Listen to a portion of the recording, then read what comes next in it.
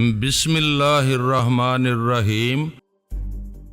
اور پھر پتال سے بھی ڈھونڈ نکالوں گا میں تمہیں، یہ یاد رکھنا چھپ نہیں سکو گے تم مجھ سے۔ نام کیا ہے تمہارے؟ میرا نام رضا حیدر ہے اور یہ رشید ہے، رشید خان۔ اس نے جلدی سے بتایا، پھر بولا مجھے حیرت ہے اخبارات میں جس غلام جلانی کے بارے میں پڑھتے رہے ہیں ہم، اگر آپ وہی غلام جلانی ہیں تو حیرت ہے، یقین نہیں آتا۔ میرے بولنے سے پہلے ہی انور کمال بول پڑا، یہ ہیں تو وہی غلام جلانی، مگر اخبارات میں ان کے بارے میں جو کچھ شائع ہوتا رہا ہے وہ پولیس کی فراہم کردہ اطلاعات پر مبنی ہے، اسی لیے تمہیں ان سے مل کر اتنی حیرت ہو رہی ہے۔ میں نے کہا اب تم دونوں دوڑ لگا دو یہاں سے، چلو جلدی کرو، مجھے اور بھی معاملات نپٹانا ہے ابھی۔ وہ دونوں جانے کے لیے تیار تھے۔ رشید بولا، اور یہ ان دونوں کا کیا ہوگا؟ کیا انہیں بھی لے جائیں ہم؟ وہ جسے گولی لگی ہے اگر وہ زندہ ہے اور اس قابل ہے کہ علاج معالجے سے ٹھیک ہو سکے تو اسے بے شک لے جا سکتے ہو تم، لیکن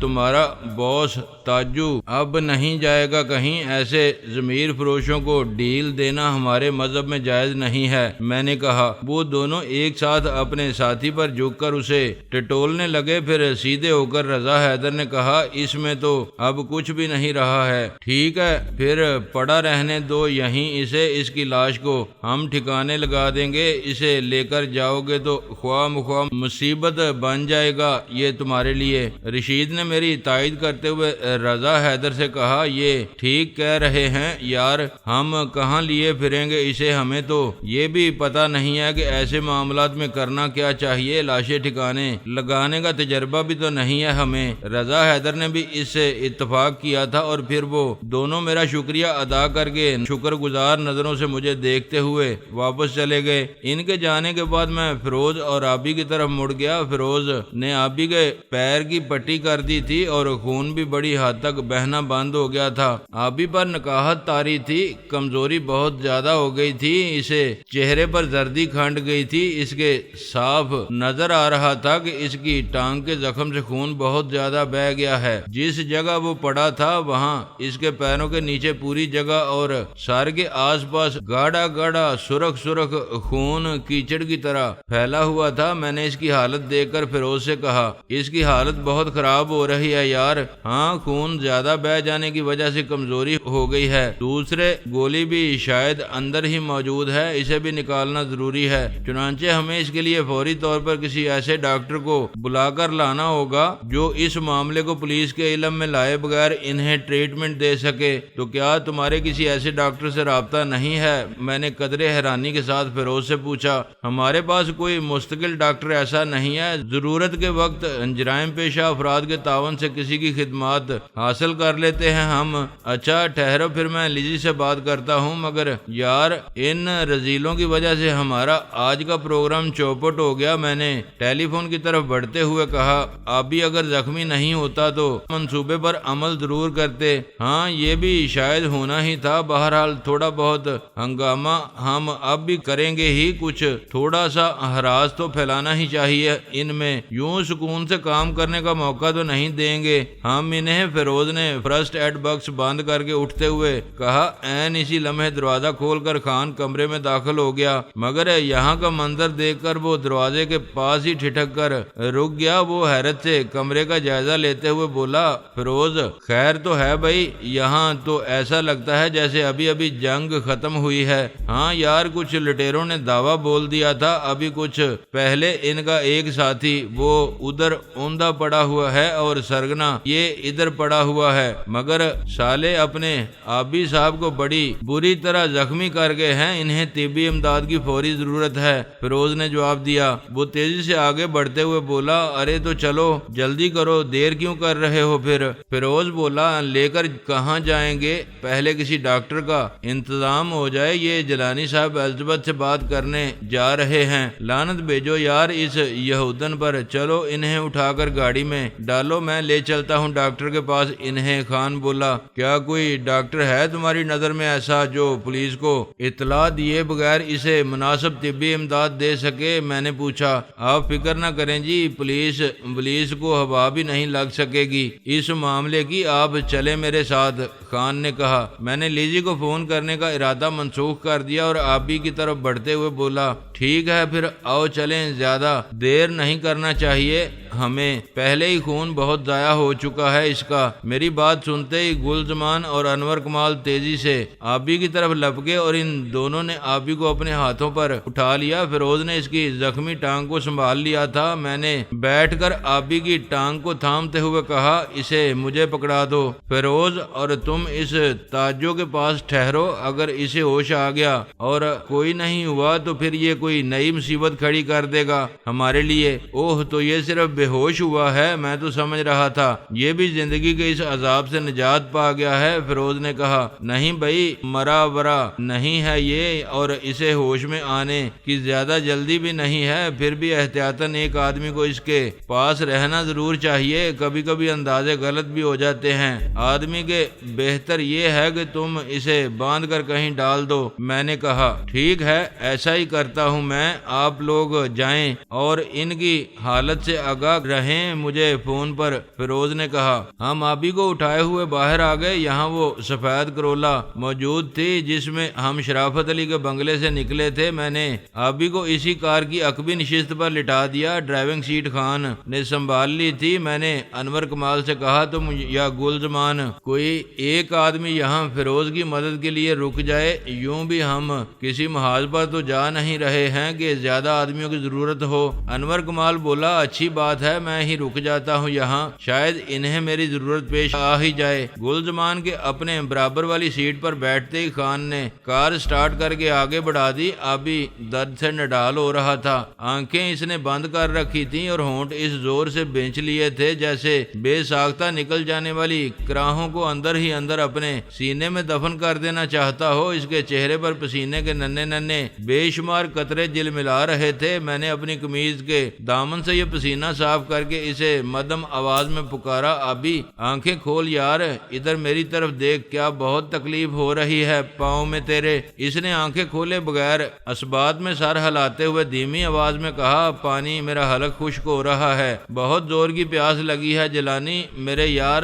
تھوڑا سا پانی ڈال دے منہ میں میرے، حوصلہ رکھ یار، ہمت سے کام لے، ہم جلد ہی تجھے اس عذاب سے چھڑانے کی کوشش کریں گے۔ میں نے اسے تسلی دی۔ اس نے خاموش رہ کر دوبارہ اپنے ہونٹ بینچ لیے۔ میرا دل اس کی اس حالت پر بے چین ہوا جا رہا تھا۔ میں نے خان سے کہا، خان جلدی کر یار، رفتار بڑھا گاڑی کی، آپ بھی بہت تکلیف میں ہے، بس ابھی 2 منٹ میں پہنچ جائیں گے ہم، زیادہ دور نہیں جانا ہے ہمیں۔ اس نے ٹھیک ہی کہا تھا، 2 منٹ سے بھی کم وقت میں اس نے ایک عالی شان کوٹھی میں لے جا کر کار روک دی۔ گیٹ میں داخل ہوتے ہوئے اس نے کوٹھی کے دربان کو ہدایت کی تھی کہ وہ ڈاکٹر کو مطلع کر دے، ایک ایمرجنسی کیس ہے۔ دربان نے شاید اپنے کیبن سے ہی ٹیلی فون کے ذریعے اندر اطلاع کر دی تھی۔ کار جیسے ہی عمارت کے سامنے جا کر رکی، اندر سے ایک ملازم نے آ کر کار میں جھانکا۔ خان نے اس سے کہا، دیکھ کیا رہا ہے یار میرے، جلدی اسٹریچر لے کر، ڈاکٹر صاحب تو موجود ہے نا؟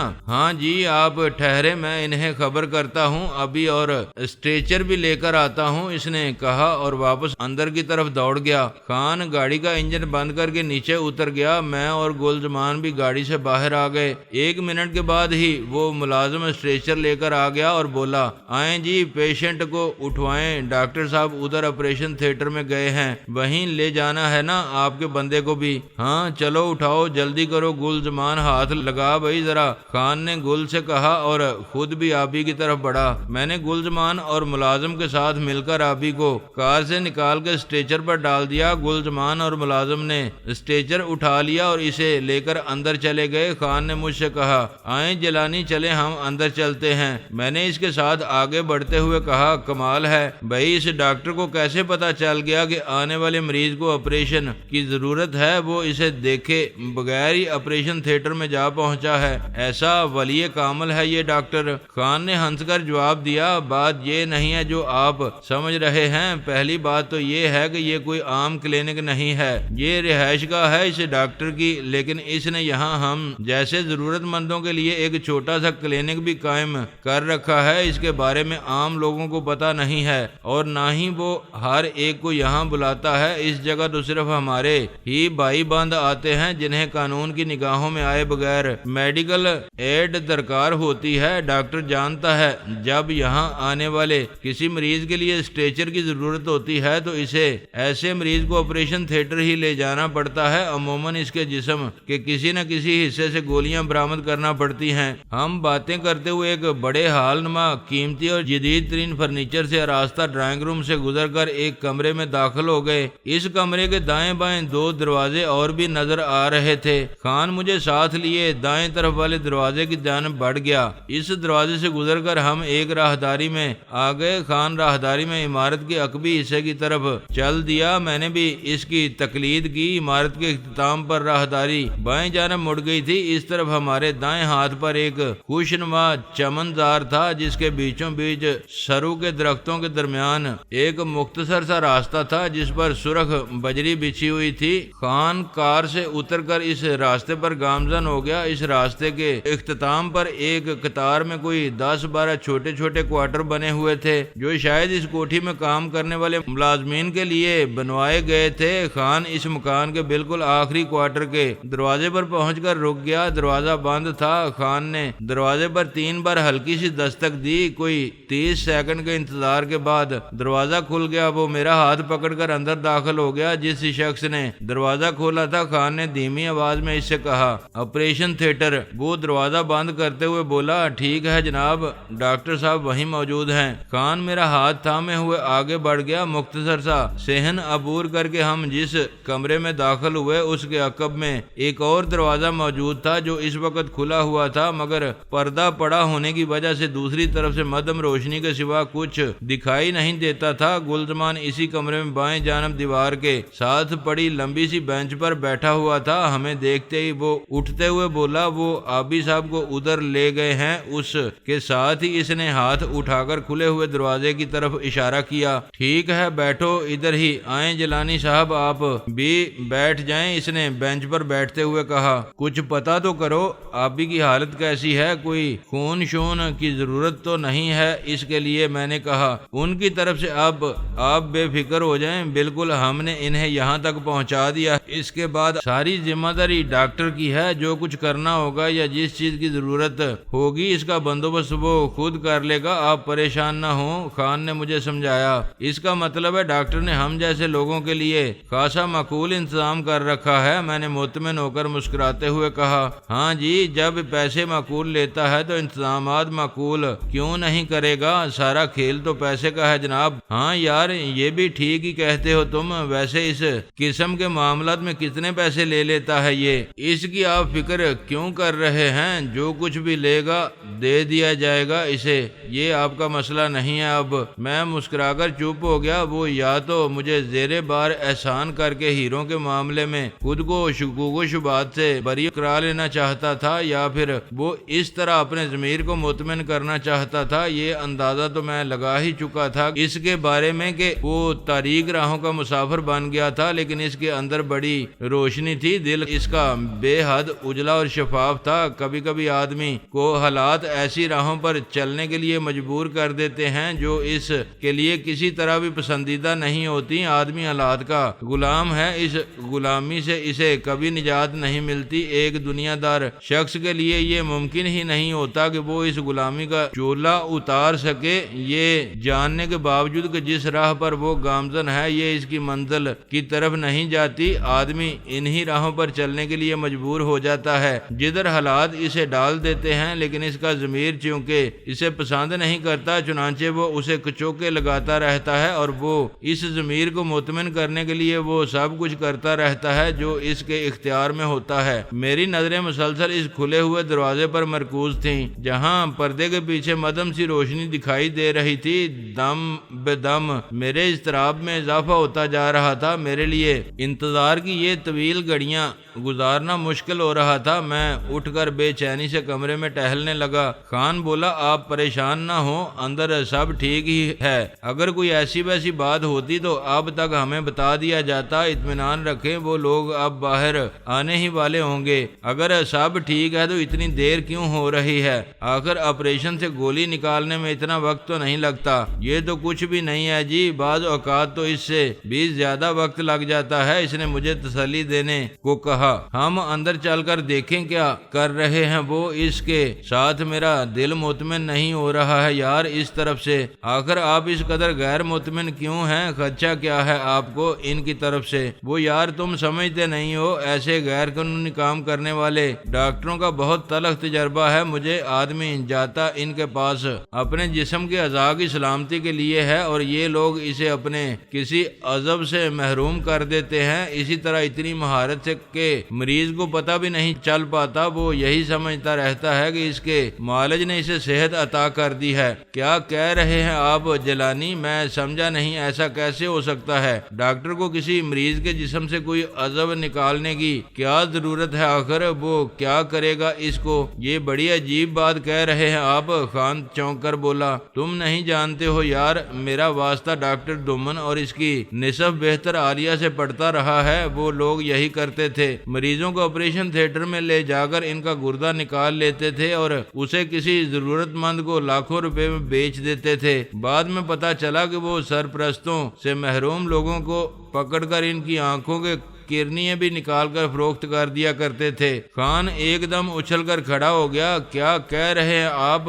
کیا یہ ڈاکٹر لوگ ایسے بھی ہوتے ہیں؟ سب تو ایسے نہیں ہوتے، مگر برے اور بھلے لوگ کہاں نہیں ہوتے، کسی کے ماتھے پر تو لکھا ہوا نہیں ہوتا کہ وہ کیسا ہے، لیکن ہمیں خود بھی سمجھنا چاہیے جو شخص پیسے کی خاطر خلاف قانون کام کرنے کو تیار رہتا ہے وہ کیا نہیں کر سکتا۔ اس سے تو ہر برے سے برے عمل کی توقع رکھنا چاہیے، ہمیں عقل کا تقاضا تو یہی ہے۔ آپ نے تو مجھے دہلا کر رکھ دیا جیلانی، بڑی عجیب بات بتائی ہے آپ نے، ایسا تو میں نے سوچا بھی نہیں تھا۔ کبھی آئیں آپ میرے ساتھ آئیں، ہم دیکھتے ہیں چل کر اندر کیا ہو رہا ہے۔ وہ تیزی سے اس کھلے ہوئے دروازے کی طرف بڑھتے ہوئے بولا۔ عین اسی وقت وہ ملازم جو آبی کو اسٹریچر پر ڈال کر لایا تھا پردے کے پیچھے سے برآمد ہوا۔ میں اور خان اسے دیکھ کر ٹھٹک گئے۔ وہ خان کی طرف متوجہ ہو کر بولا آپ میرے ساتھ اندر چلیں، ڈاکٹر صاحب بلا رہے ہیں آپ کو۔ کیوں بھائی، خیریت تو ہے؟ وہ ہمارا پیشنٹ تو ٹھیک ہے نا؟ میں نے اس کی طرف بڑھتے ہوئے سوال کیا۔ ہاں جی، ٹانگ سے اس کی گولی تو نکال لی ہے ہم نے اور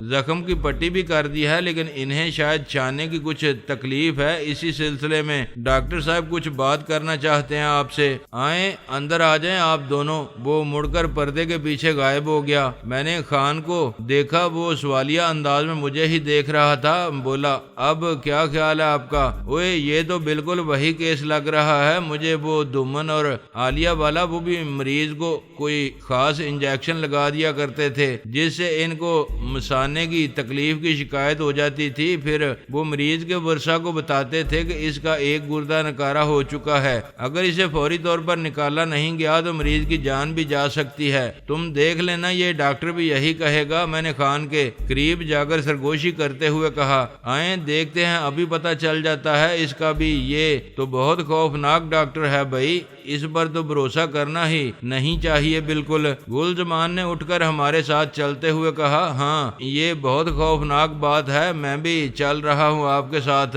اگر اس ذلیل کے بچے نے ایسی کوئی بات کی تو میں زبان باہر کھینچ لوں گا اس کی گدی سے۔ ہم تینوں آگے پیچھے ڈاکٹر کے اس آپریشن تھیٹر میں پہنچے جہاں انہوں نے ایک بڑی سی آپریشن ٹیبل پر آبی کو ڈالا ہوا تھا۔ اس کی زخمی ٹانگ پر پٹی بندھی ہوئی تھی اور چہرے کی رونق بھی خاصی بحال ہو چکی تھی۔ آہٹ سن کر اس نے گردن گھما کے دروازے کی طرف دیکھا۔ ہم پر نظر پڑتے ہی وہ خوش دلی سے بولا لے بھائی میرے یار آئے تو ہم یہاں نماز بخشوانے تھے، مگر روزے گلے پڑے جا رہے ہیں یہاں تو۔ اسے چمکتے دیکھ کر مجھے ایک ذرا اطمینان ہوا۔ میں نے کہا کیا بات ہے بھائی، کن روزوں کی بات کر رہا ہے تو میرے یار؟ یہ ہمارے کرم فرما مہربان ڈاکٹر صاحب کچھ ارشاد فرما رہے ہیں، تو خود ہی ان کی زبانی کلام سن لے، ان کا جی خوش ہو جائے جائے گا تیرا۔ وہاں آپریشن ٹیبل کے گرد ڈاکٹر کے ساتھ جو دو چور شمائل نازنین، جنہیں حوریں کہنا ہی زیادہ مناسب ہوگا،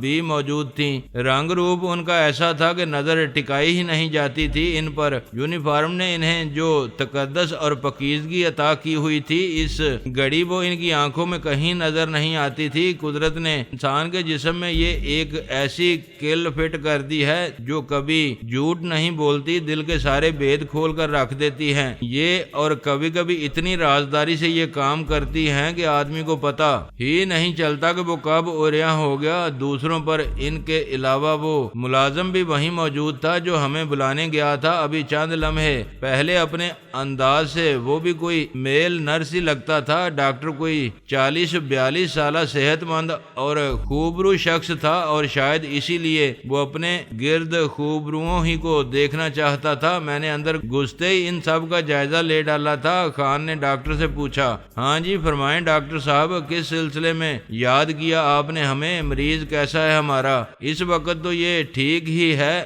پنڈلی میں گولی لگی تھی جو میں نے نکال دی ہے، یہ دیکھو ادھر ٹب میں پڑی ہے۔ ڈاکٹر نے آپریشن ٹیبل کے نیچے رکھے ہوئے پلاسٹک کے ٹب کی طرف اشارہ کیا جس میں خون میں ڈوبی ہوئی روئی کے بہت سے بڑے بڑے ٹکڑے پڑے تھے، لیکن اس دوران اس کے ایک اور خطرناک قسم کے مرض کا علم ہوا ہے مجھے، اسی لیے بلایا تھا میں نے تمہیں۔ اوہ اچھا، ایسا کون سا مرض دریافت کر لیا آپ نے بھائی جس کا علم ہمیں آج تک نہیں ہو سکا؟ میرا تو خیال ہے خود مریض کو بھی پتہ نہیں ہوگا کہ یہ کسی انتہائی موذی مرض میں مبتلا ہے۔ خان نے حیرانی کا اظہار کرتے ہوئے کہا، ہاں جی یہ ایسا ہی مرض ہوتا ہے، اندر ہی اندر آدمی کو گون کی طرح کھوکھلا کرتا چلا جاتا ہے، کچھ پتہ ہی نہیں چلتا کسی کو، اور جب معلوم ہوتا ہے اس کے بارے میں تو وقت گزر چکا ہوتا ہے اور موت کے سوا کوئی نجات نہیں دلا سکتا پھر اس سے۔ لیکن اسے مرض کیا ہے کچھ ہمیں بھی تو بتائیں جناب، پتہ تو چلنا چاہیے نا ہمیں بھی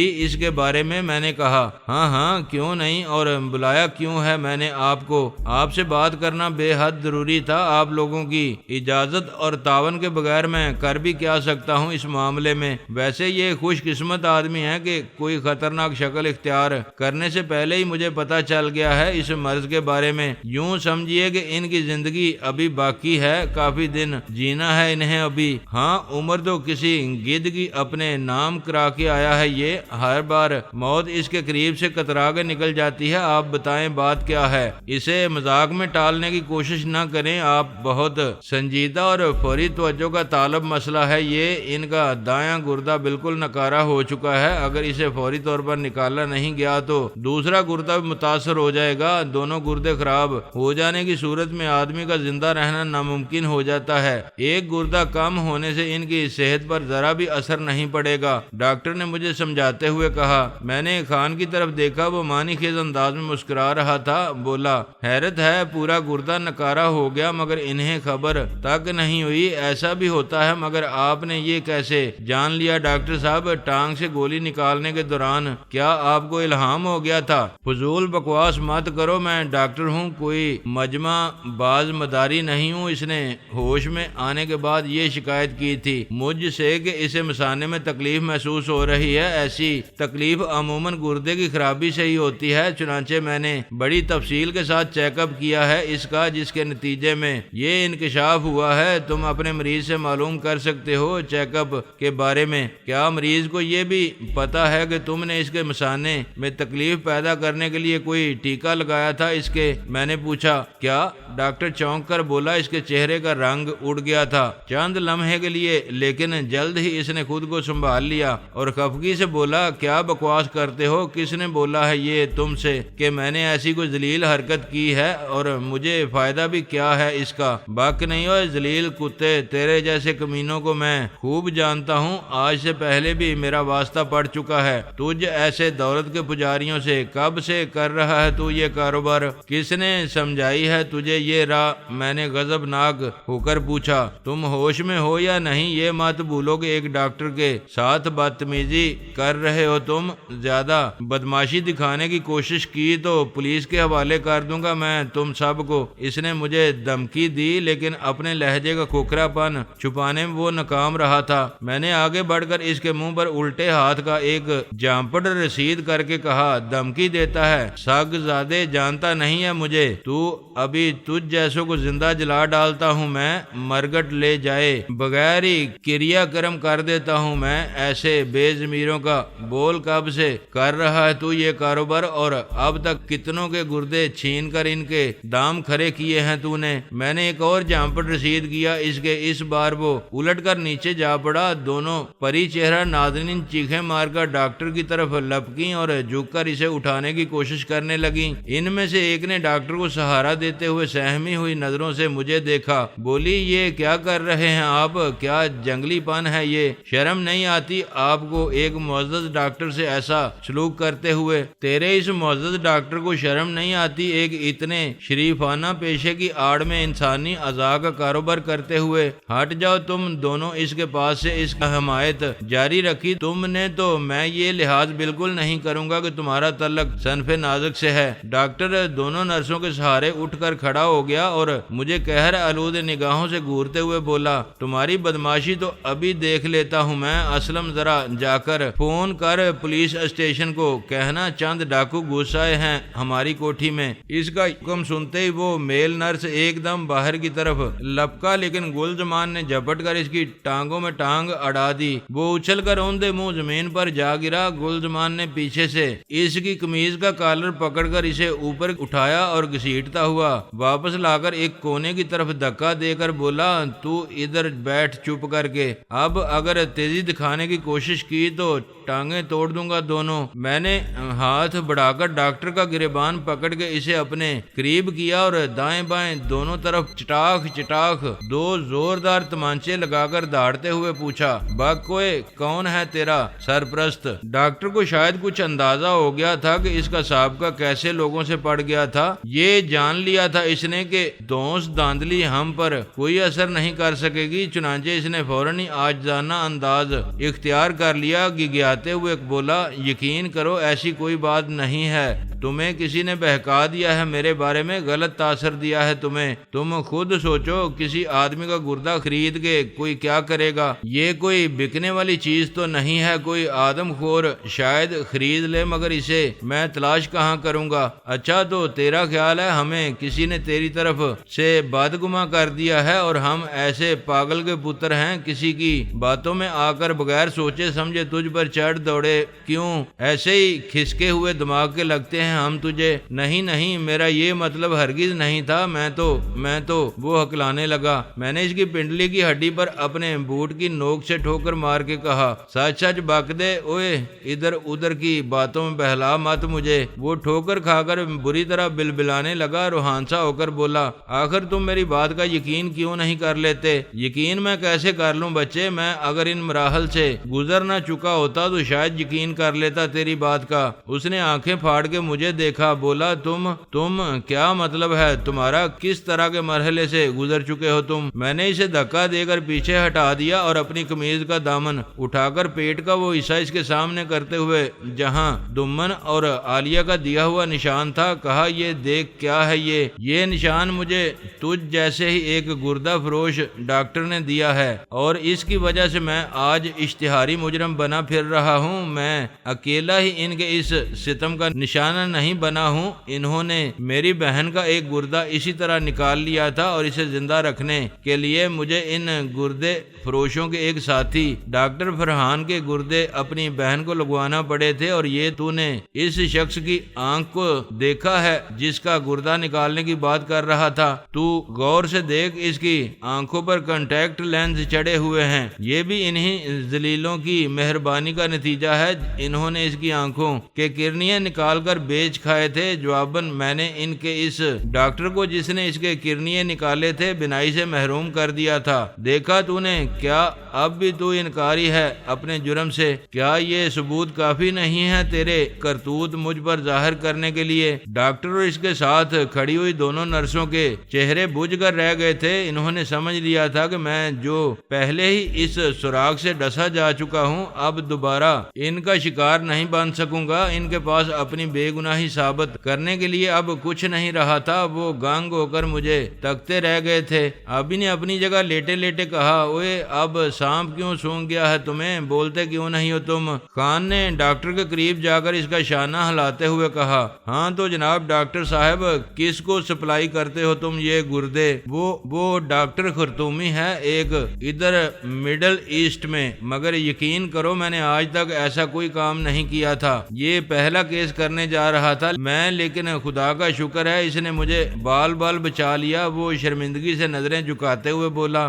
ڈاکٹر خرطومی؟ ہاں یہ نام میں نے سنا ہے پہلے بھی، شاید ڈاکٹر عذرا نے مجھے بتایا تھا کہ دمن سے بھی وہی گردے منگوایا کرتا تھا۔ مجھے بھی یہی بتایا تھا، ان لوگوں نے وہ پہلے ڈاکٹر دمن سے مال لیا کرتے تھے، لیکن غلام جلانی نامی ایک بدماش نے ان کی زندگی اجیرن کر دی تو وہ یہاں سے اپنا سب کچھ سمیٹ کر امریکہ چلے گئے ہیں، اور اب انہیں ڈاکٹر دمن کے متبادل کی تلاش ہے، اور تم نے اس کا متبادل بننا منظور کر لیا، کیوں؟ یہی بات ہے نا؟ میں نے اسے گھورتے ہوئے کہا۔ میں اس گنونے کام کے لیے بالکل تیار نہیں تھا، لیکن انہوں نے مجھے دھمکی دی تھی کہ اگر میں نے ان کی بات نہیں مانی تو وہ پولیس کو میرے پیچھے لگا دیں گے۔ نہ جانے کیسے انہوں نے میری کچھ ایسی تصویریں تیار کر لی تھی جن میں کسی نہ کسی بدنام جرائم پیشہ شخص کو طبی امداد دے رہا ہوں۔ انہوں نے یہ تصویریں ایک مکمل فیچر کے ساتھ ملک کے کسی بڑے اخبار میں شائع کرا کے مجھے ملک بھر میں رسوا کر دینے کی بھی دھمکی دی تھی۔ میں ایک باعزت شخص ہوں، ذلت اور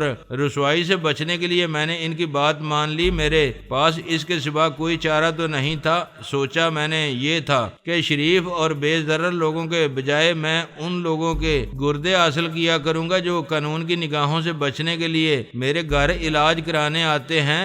ایسے لوگوں کے گردے نکالتے ہوئے مجھے یہ دکھ نہیں ہوگا کہ میں نے کسی شریف آدمی کے ساتھ زیادتی کی ہے۔ مجرم تو یوں بھی سزا کے مستحق ہی ہوتے ہیں۔ تم جانتے ہو تم نے اپنے پہلے جرم کے لیے جس آدمی کا انتخاب کیا ہے وہ کون ہے؟ خان نے اسے حقارت سے دیکھتے ہوئے کہا، اس بارے میں اتنا ہی کافی تھا میرے لیے کہ گولی کھا کر میرے گھر آیا ہے، لہذا کوئی مجرم ہی ہو سکتا ہے۔ ذلیل آدمی یہ وہی لوگ ہیں جنہوں نے ڈاکٹر دمن کو اپنا کاروبار سمیٹ کر پاکستان چھوڑنے پر مجبور کر دیا تھا۔ کیا مطلب؟ وہ چونک کر آبی کو دیکھتے ہوئے بولا، کیا یہ غلام جلانی ہے؟ نہیں، غلام جلانی نہیں ہے، جلانی کا دوست اور دستے راست اسلم آبی ہے، یہ غلام جلانی یہ ہے۔ خان نے میری طرف اشارہ کیا۔ اوہ تو تم غلام جلانی ہو؟ اس نے حیرت کی زیادتی سے واہ آنکھیں میرے چہرے پر مرکوز کر کے کہا۔